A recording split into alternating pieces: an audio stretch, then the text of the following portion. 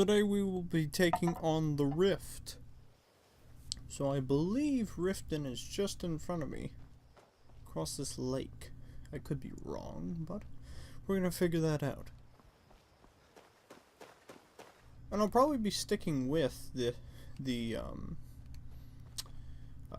this two-handed sword for a little bit. It may not have the power that I need to fight people with, but it definitely has the enchantment with it to get my health back. What's really going to save me in those tough fights. And also it's an enchantment that cannot run out. It is a special enchanted version.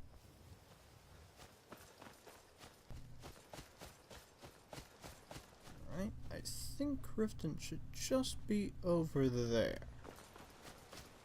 Trying to think if I have anything to talk about. Just going through the motions of people.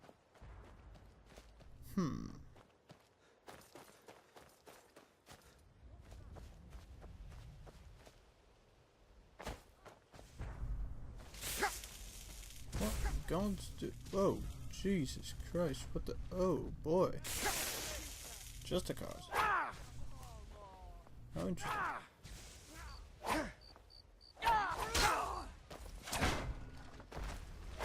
This is a surprise I was not expecting.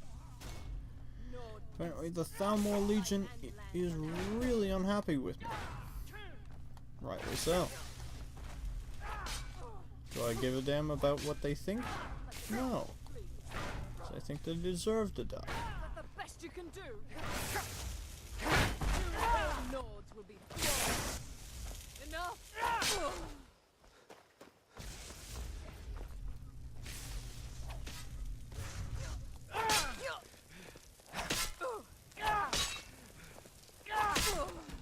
Oh, where's that last one? There you are.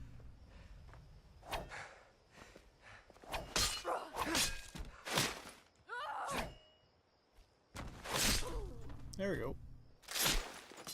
Don't know what the hell happened there.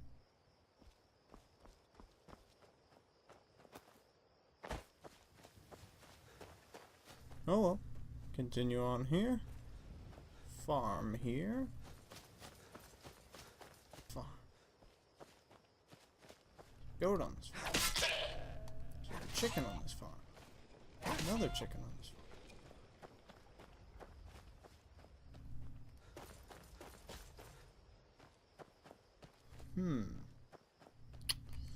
Now I have to figure out where the hell I am.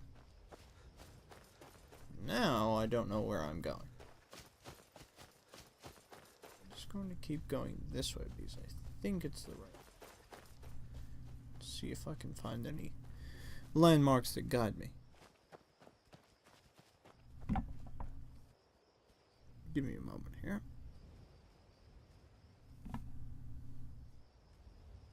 There we are. Much better.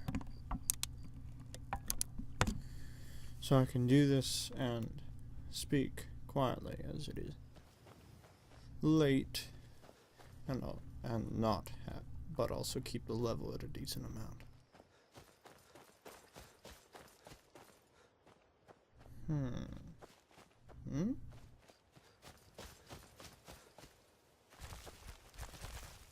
Spider.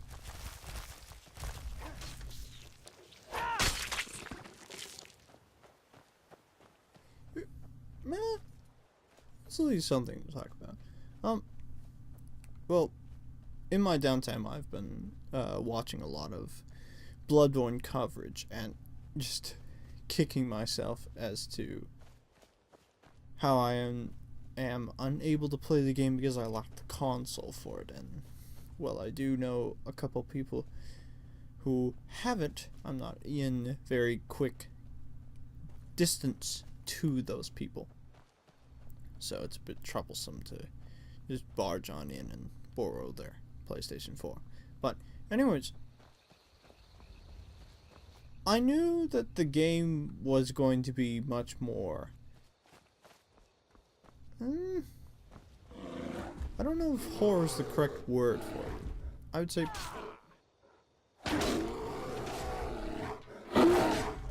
more call it Lovecraftian in tone, because it's a very specific kind of horror. It's not the horror that we associate with nowadays, which is the jump out and boo, or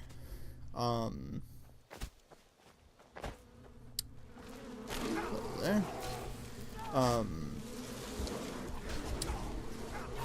webcam trickery, or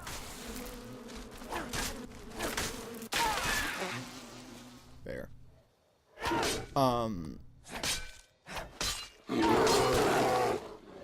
or stuff all about possession and stuff like that. Like, there is a bit of that, but it's much more the that's a goddamn lot of bears. It's much more of the dark, dreading horror, and it's actually the horror style that I like more, because I really like H.P. Lovecraft's writing, mainly because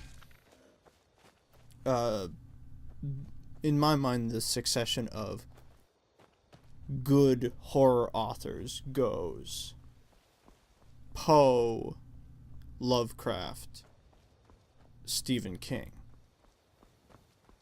And by the way it looks, that what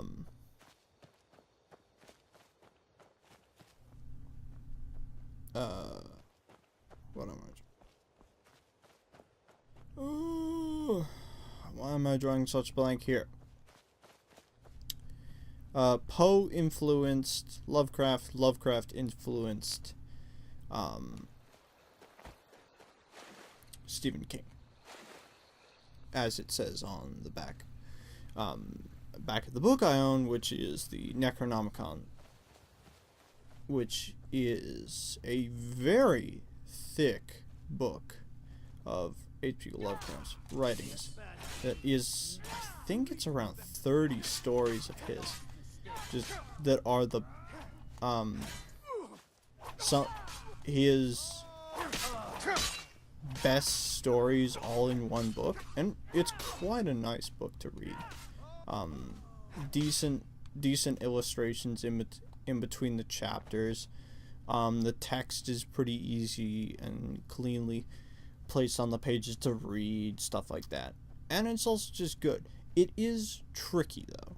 Where Poe, it was tricky because of Old English, and Old English is tricky to read as is, just because of how different it is from the English that we speak now. The big thing with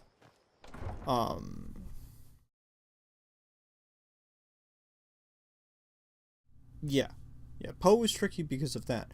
Lovecraft's writing is tricky because he likes to do it. He likes to write in a very complex way. And it is, how do you do description, but having everything be metaphors, essentially. And while it's quite nice to read in it, and it makes things a lot nicer, it is sometimes difficult to understand exactly what he's saying.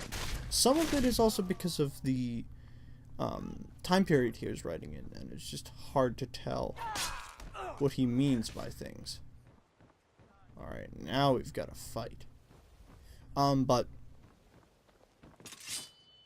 I find that Bloodborne's horror is much of his, where it's this creeping dread, and a lot of H.P. Lovecraft's story ends with the fact that the people aren't, like, there's no end all be an end all like horror thing that just kills them outright. It's often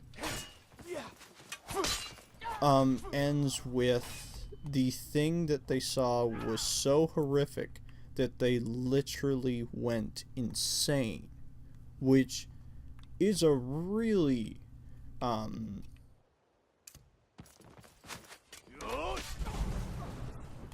cool concept, because I think more modern horror should do that, because it's much more interesting to see the effects of horror be that the person literally goes insane, and some still do. One of the best examples I would say is if anyone has seen the movie The Ring. The Ring, when the character in The Ring, I can't remember her name, she's kind of like the character from That's it? That's all you've got?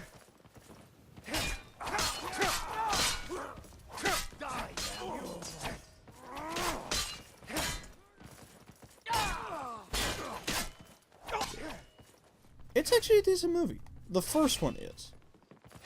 I watched a bit of the second one, and I was really starting to lose what it was supposed to be about. It just seemed like a little lifeless, because the two things I like in my horror are horror that has an actual... Now hang on a second, I want to look at something. It says 4,000 removed. Crime. Rift bounty, 9 grand. Reach bounty. Oh boy, that's a lot of money. Falkreath. That is a lot of money. Jeez. Alright then. Well, that's good to know the stats. It's good to know the stats. Anyways, I like the trope of, obviously, madness being your end-all thing to horror. The other thing I like in horror is having the main thing around horror be a detective-ish thing. I like mystery horror, where they're trying to figure out and piece together possibly solution to their problem. Find out how this, be it a ghost, how did the person die, and shit like that.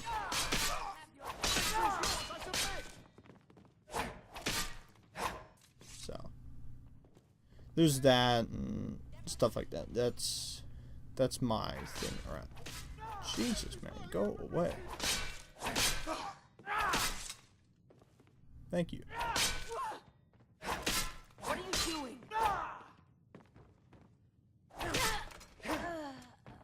What do you think you're doing? Come here, mage boy.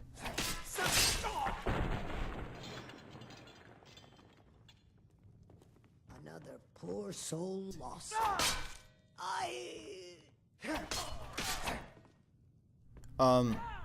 With The Ring,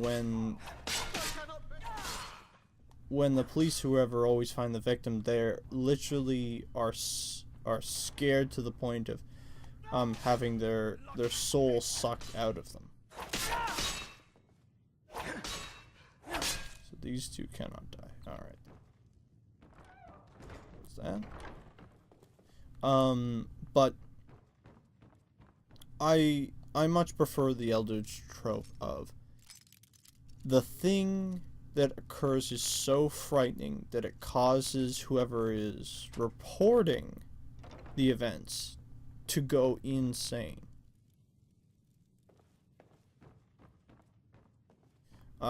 That's my favorite part about Eldritch horror. Anyways, but that also plays into how to design those creatures, because they're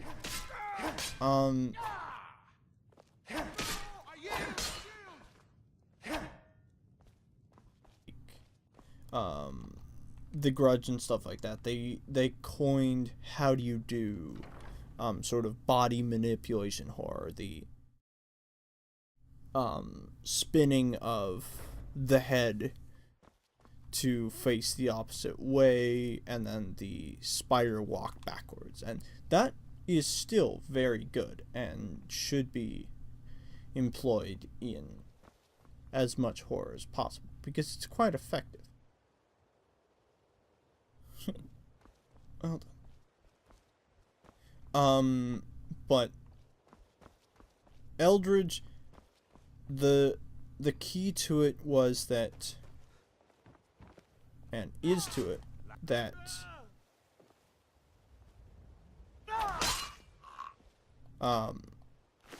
the creature itself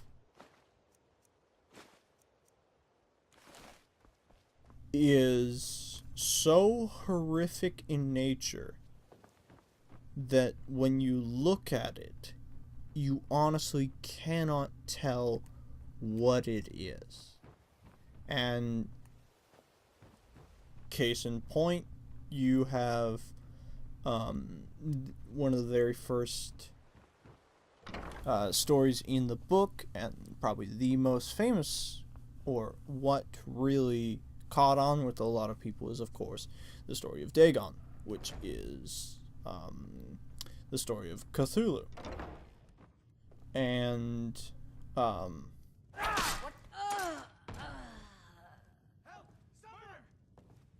ooh, honey.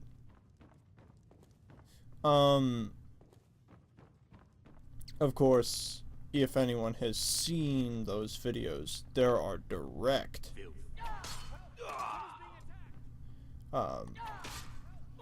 uses of that design in Bloodborne. There are literally Cthulhu creatures in Bloodborne. Would you? What do you think? Here we go. Someone! Don't do that. Someone do something. Help! Murder! Trying to think of the words to say. But I enjoy horror that is, when you're designing horror creatures, that is more inventive than just having something generically already creepy and then just adding something to it where, like, if it shifts around unsettlingly or stuff like that, it's like, yeah, it's frightening. But when you design something to be scary, you need to make it so frightening that you can't tell what it is you're looking at. Like, you can look at it for hours on end and try and figure out what it is, but you'll never get it exactly right or figure out what exactly it is. If you want a better spoken described version of this, definitely, and I'll put the link to it, is check out Plague Gripe's video about talking about horror. There's 3 of them. The one, I'm trying to remember which one he talks about what I'm talking about, which is the unintelligible side of horror.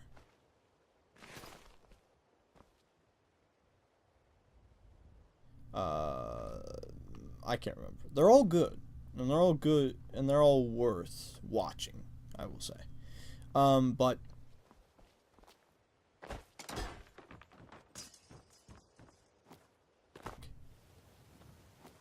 for example, the dogs in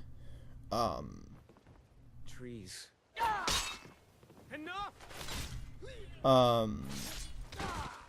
games like that. Every FromSoft game demands that you have dogs.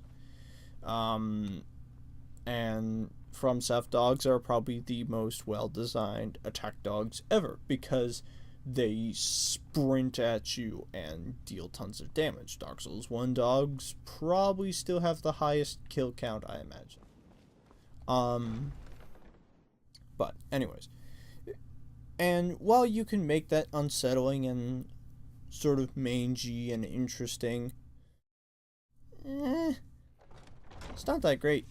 But compare it to the Resident Evil dogs. Specifically, I think that is... It's not the movie ones. It's the... I think RE6 is the real big one. Is the one where the head opens up like almost like a flower design, and that's not exactly what I'm trying to talk about, but it's more, that is another one where it's, you take something that is already slightly unsettling and you add to it. Case in point, there's a really good example in Bloodborne, which are the crows. Already, they're either crows or ravens. Black birds, black carrion birds. Key to it. Number one, so crows slash mainly crows are already unsettling, and they're associated with death, of course, so there's already that going for them. Will you go away? So, of course, one of the tactics to make something a little more frightening is to mess with the scale. Either make it really big or really small. The crows in Bloodborne, you made much more dog-sized.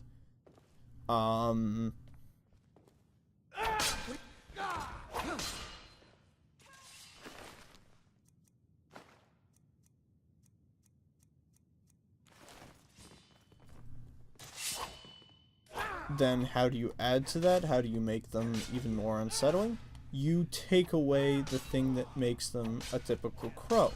You turn them into something that you aren't expecting. You're expecting these reasonably large birds to fly at you and like either try and peck your eyes out or something like that, but no. Their legs are broken. So what do? They sort of crawl towards you and then attempt to flap their wings into flight and get you. Of course, because they are on the ground like that and not perched up ready to fly down at you,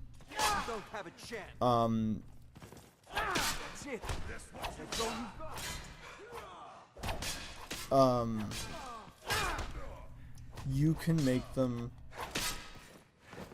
a lot more hidden by placing them in areas that have either boxes obscuring them or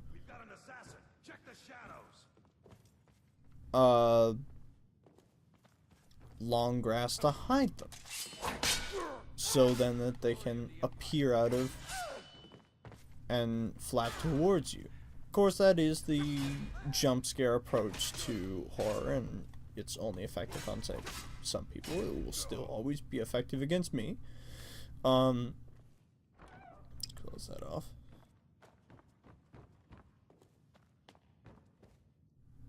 Nice one, dude. But it is...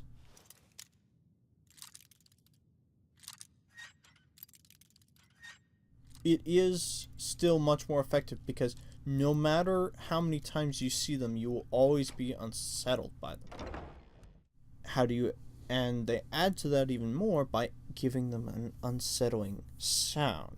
These birds that are supposed to crow or squawk, their squawk sounds more like a bark.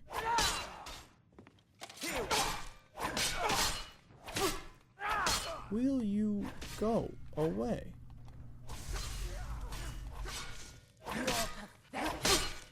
Well, Maven, apparently you have a fight.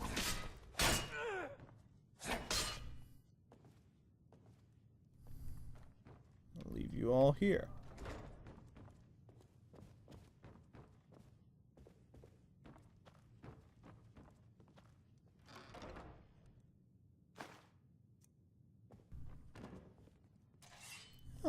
so that's where that stone is. Interesting.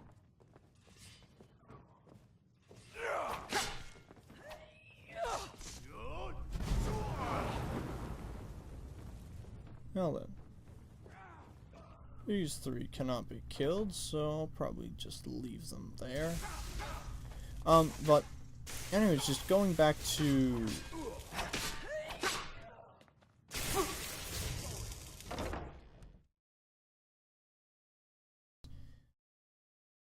how you do, because there is of course a line between a horror game and something that is a little more action oriented. Will you go away? Because Bloodborne is still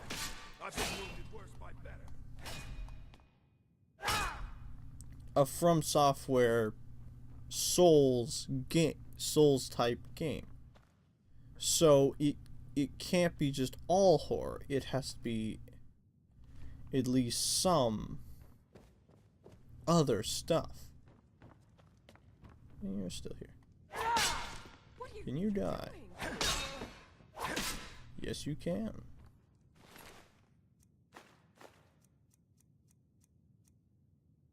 Chain lightning. I'll take it. Anything more in here that's worthwhile?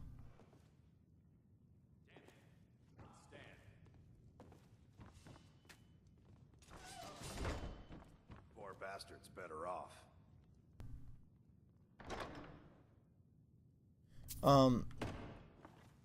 But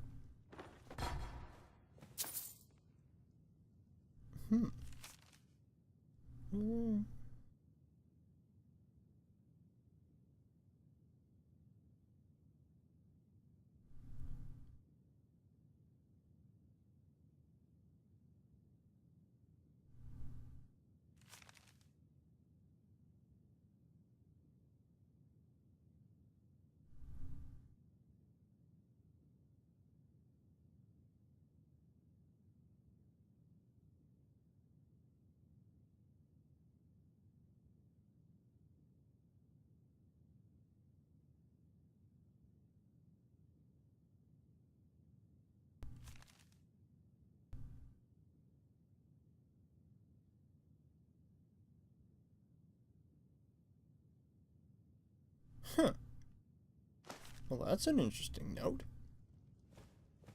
Apparently I don't think she exactly applied to the college.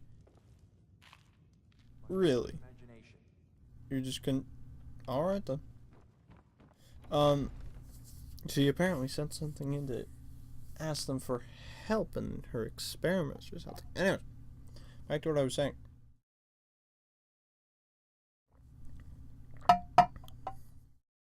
Of course, Bloodborne is still an action game, but it does have horror elements in it.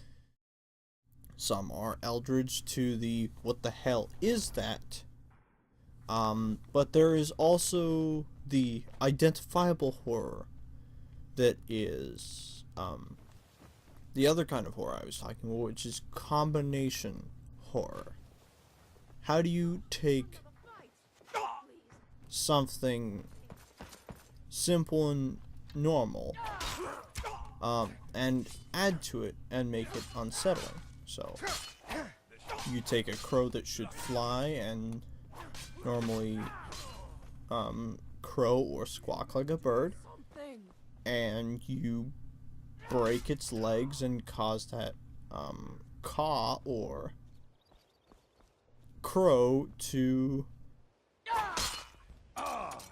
change into a barking sound, making it incredibly unsettling.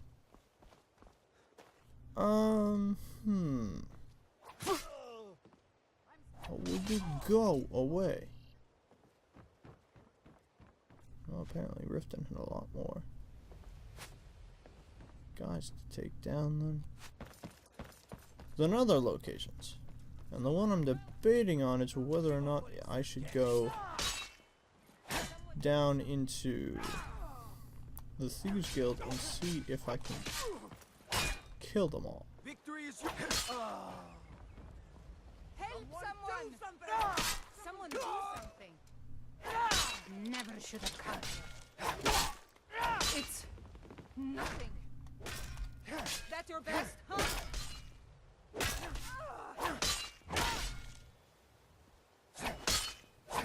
So she cannot die.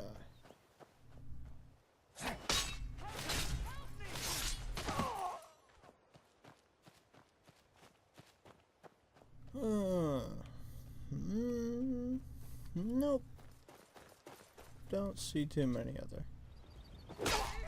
Go away, will you, please?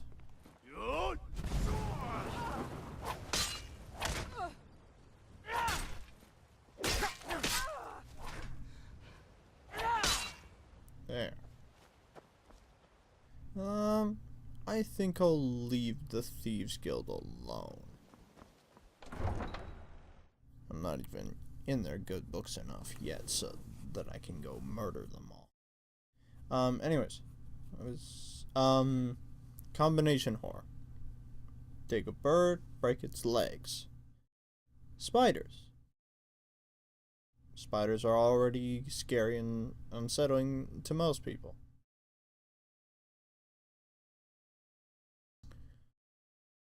How do you make spiders more unsettling? You change them slightly.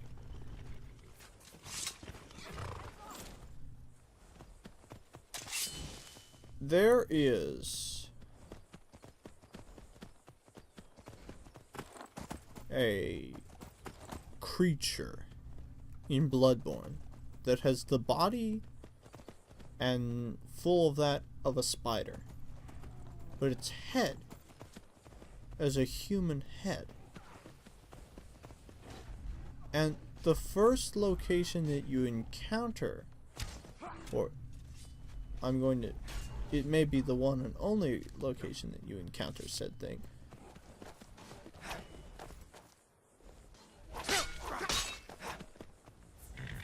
Die, rebel!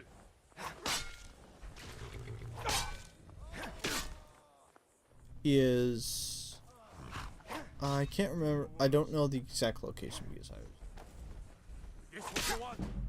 I was watching a very quick run through of it. I was not watching in detail what all the location names were. But you first encounter it as you get to a door in, I think it's like a castle or whatever.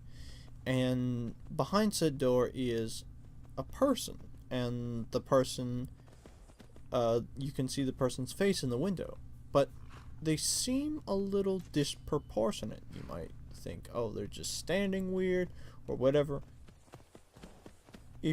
When you proceed through the rest of the castle, you encounter that the person is standing weirdly because they don't have an actual body.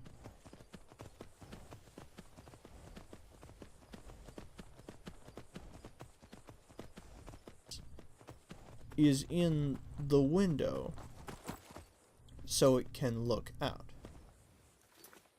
Save my game.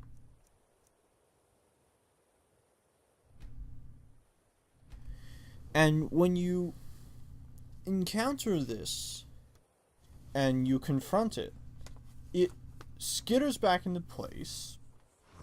Obviously already surprising people in that regard. But then it proceeds to portray... Oh, come on, bear. I'm trying to make a statement while opening a map. What happened there? I just launched the bear halfway across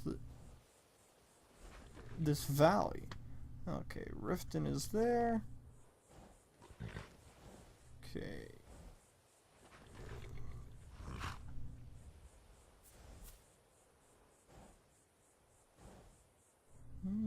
Yes, I believe I'm going the right way.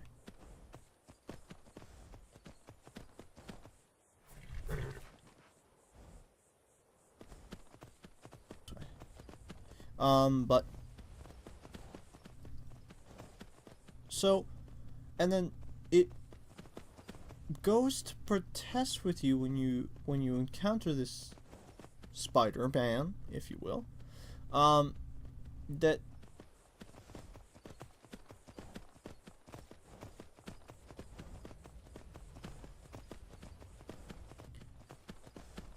this character is so far gone in their madness and disillusionment, they don't realize that they are a horrible experimented on creature. And that part of it is eldritch horror, is that the madness is so far gone that you don't understand and can't accept the fact that you are no longer human, that you protest that you are still human inside. We're still going the right way? Yeah, we're going a little too far. I'm not sure.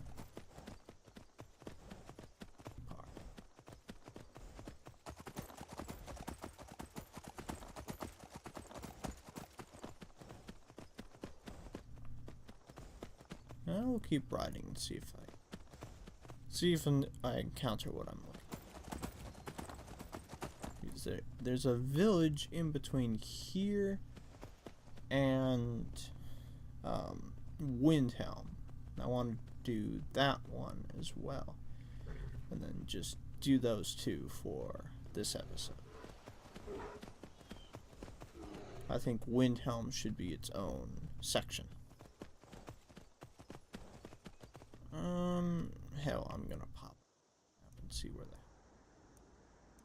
Yeah, no, I passed it a long while back. Anyways, but so much of Bloodborne's horror comes from either eldritch ideals of you look at something and you honestly don't know what it is, but it unsettles you to your very core. And there are several like that. And then there's just combination horror. But there's also just the general other one of what I can only describe as transformation horror and experiment horror, which is a much more commonplace of horror of today's. So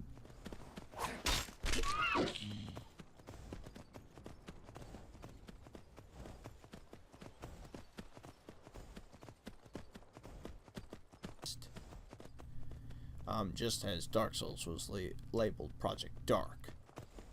And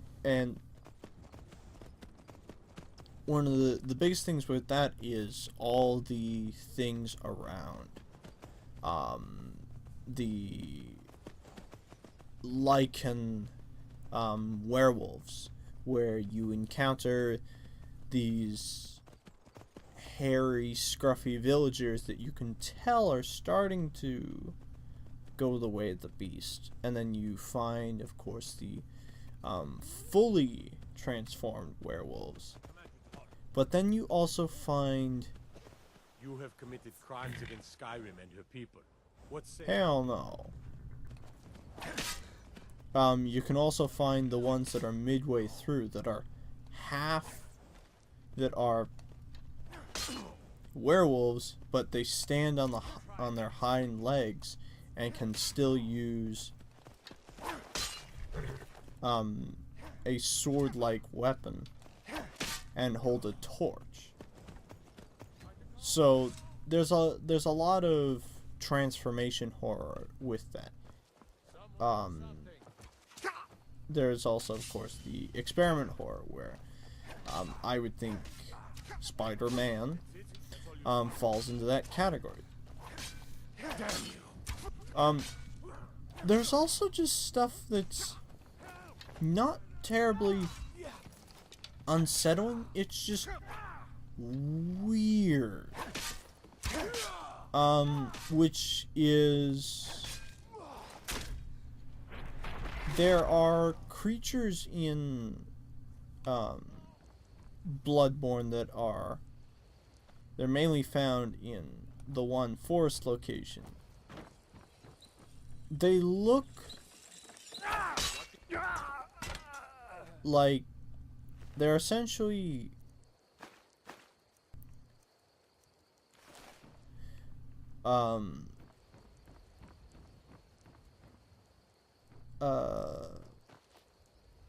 aliens with sort of mushroom cap heads, and they just sort of fumble and stagger towards you like stupid, like bumbling children. But it's, of course, with that, you just don't want to be near them, so you back off. But they're still unsettling when they do it, and it's amazing how well you can create something where it's like, I kind of know what that is, but I just don't want it to touch me.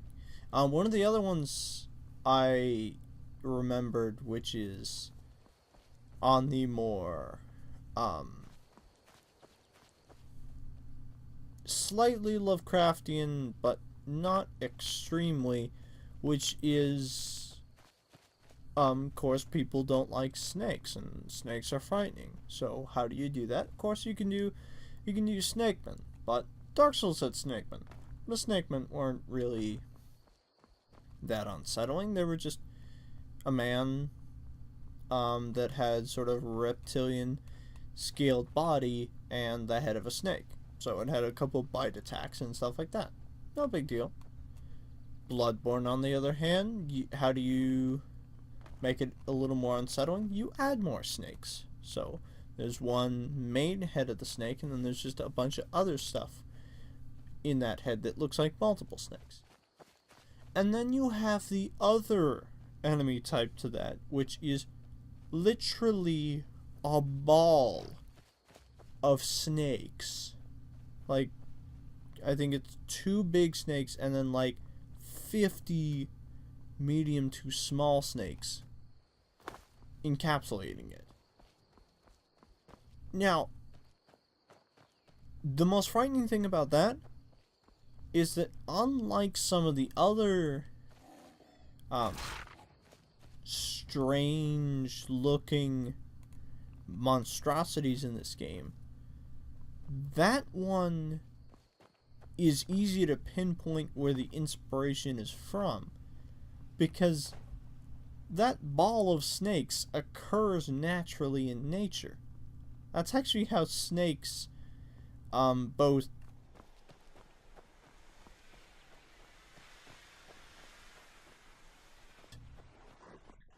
and to think that you could quote-unquote weaponize that kind of thing is possibly the most frightening thing I've ever heard. And it's just, you and I've seen the part of the game where you meet it for the first time and you look down and you go, nope, just Dark Souls has a couple nope moments, but they're just out of, I know I'm going to die. That one's just, nope, you cannot pay me enough to go near that thing. There's no reward in this world that is worth going near whatever the hell that thing is. Hello, skeletons. I must say that is the one thing, well, I don't know. But of course, FromSoft, especially, well, at least with Dark 1 and Dark 2. So, in short, I really like having more horror-style enemies to Bloodborne, because don't get me wrong, the generic sort of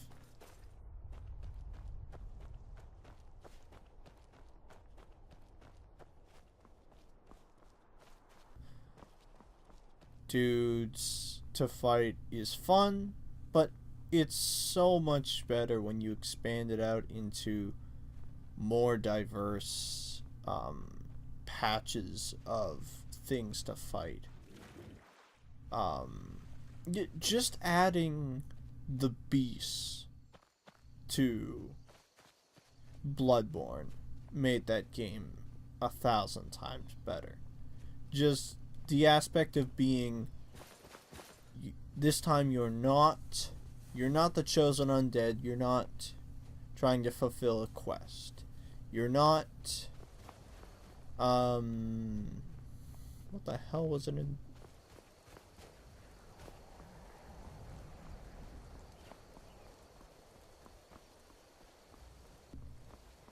For one of them. And I can't remember if that's Dark Souls or Dark Souls 2. Give me your thug. What is it? No, that's what it is. It's Chosen Undead for Dark Souls. Then it is Bearer of the Curse of Want, for Dark Souls 2. But with Bloodborne, it is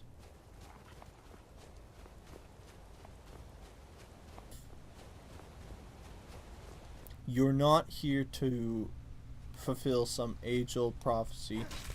You are here to be a hunter, and a hunter only. Your end goal is simply to hunt and kill the beasts of this land, and just do that. That's all you're here to do. And just having that be your objective instead of some age-old quest gives way more life into that sort of game, because every game is a prophecy to fulfill something and that's perfectly fine. That kind of storytelling is fine, but you can't have that start from the very beginning of the game. It just can't be second one. Oh, you're the chosen one. Time to go to work, kid. Having the idea of changing that up to have it, you build towards that you it's not till later that you learn.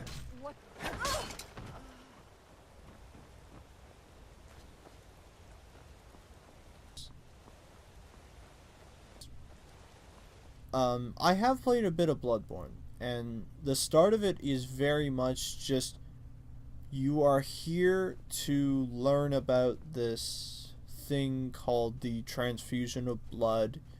You do it, and then you wake up in your hospital bed, and it's just go figure it out. Whereas Dark Souls, of course, Dark Souls 2 is a full intro cinematic explaining things. Dark Souls 1 has the full cinematic sort of giving you the backstory and the history of all these things. Bloodborne does not have that. Bloodborne is much more of, here you go, kid. There are beasts around. People call you a hunter, so time to be one. And then only later do you start to discover your other tasks besides being the hunter. And I still have not figured out exactly how that game ends and what exactly it's all really about. because each of them has, each of the From Software Souls type games have had a very clear thing. Dark Souls was obviously, you are here to, well, you start the game off as you need to get out of here. Then you have a direct goal of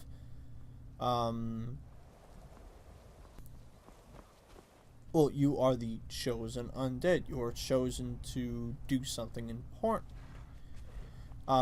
You don't exactly figure what that exactly is till later on, but you know you have something important to do. So you get out of the asylum and you go to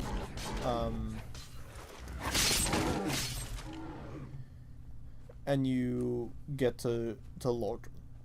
You get to Lordran, you speak with the crestfallen merchant, and he says, to progress through this, you need to go ring 2 bells. Go find those bells. You find those bells, you come back, and he says, oh,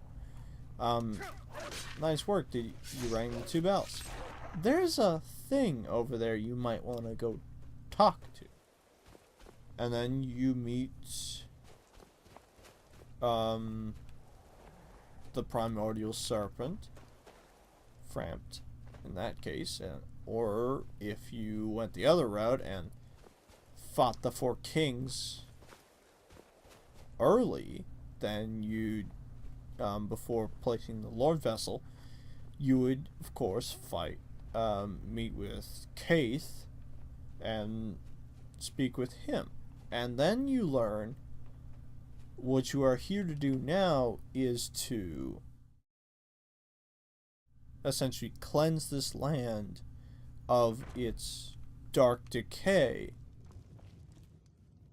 and usurp the previous ruler of Lordran, Lord Gwyn,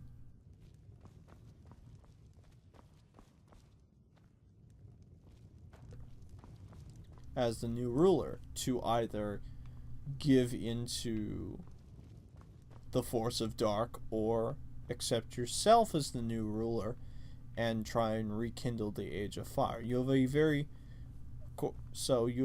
direct sense of goal. Dark Souls 2,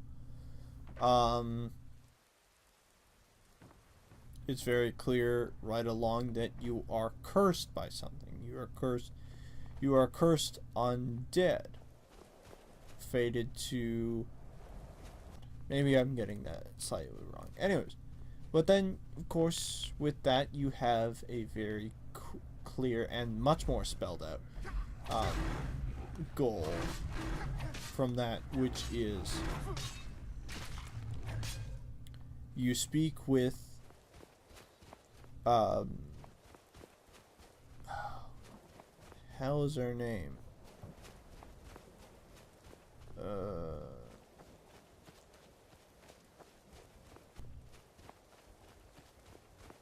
Level Up Lady, I'll call her.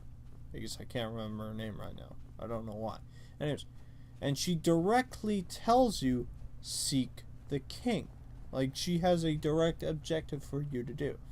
And, you go through that and you learn, oh, to do so I have to do what was the real end of Dark Souls 1, which is go kill the big 4.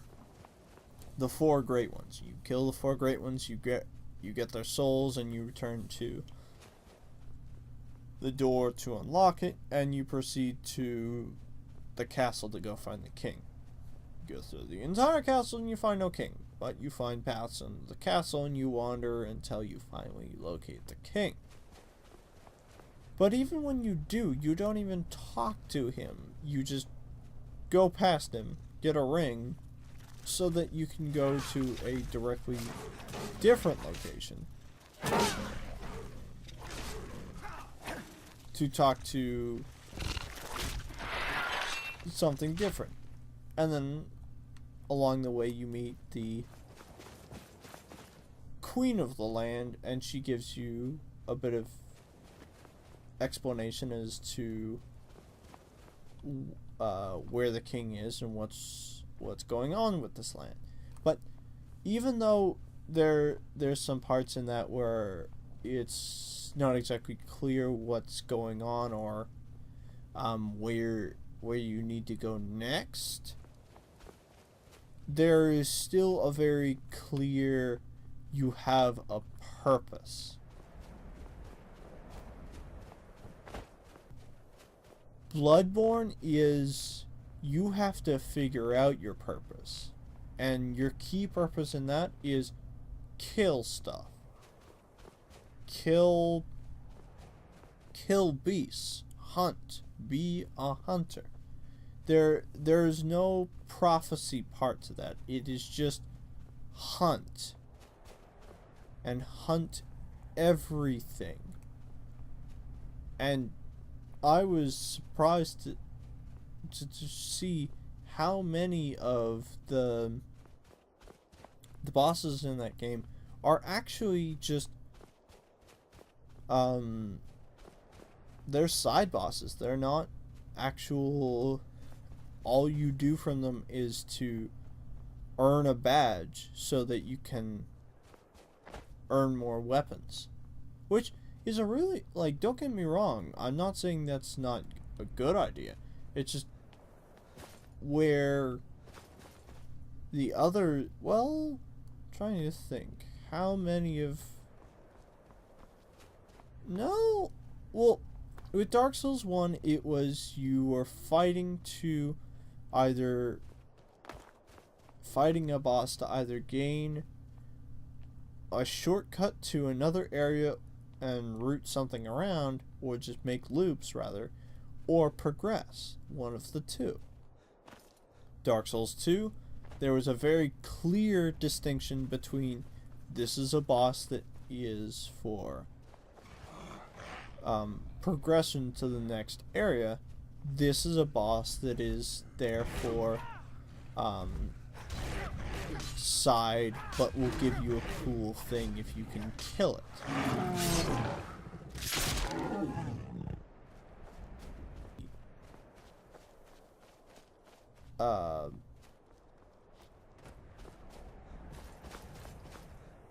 I'm trying to think if there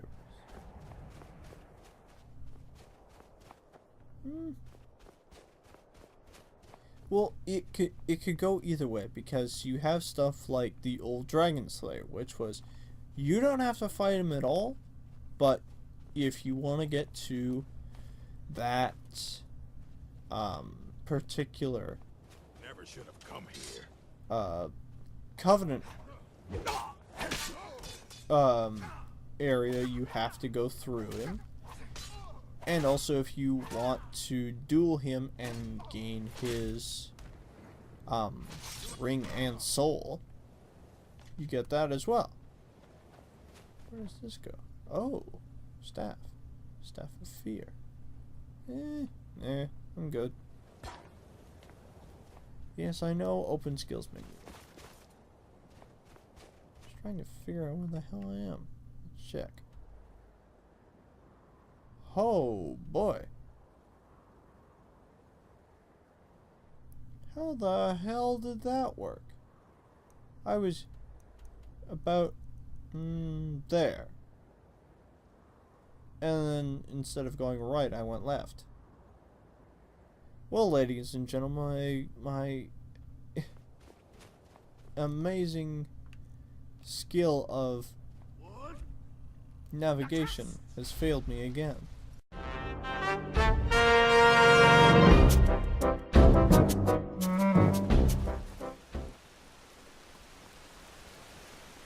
And there it is. Here we go.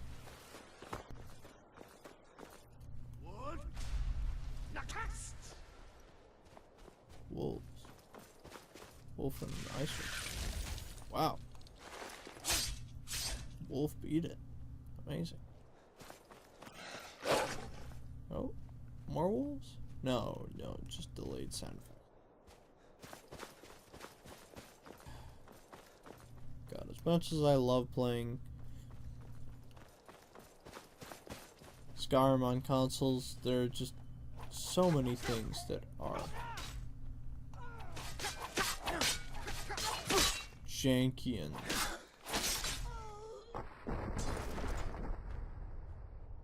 well,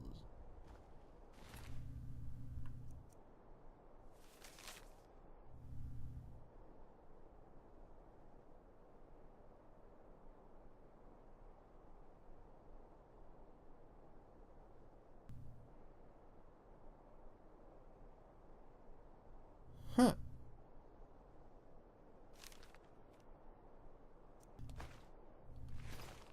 This person must have been tracking me for a long time. Decent suit of ebony. I'll take that necklace. I can always use another one.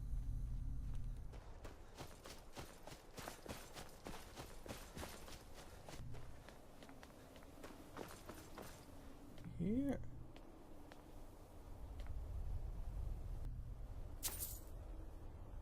Warriors welcome.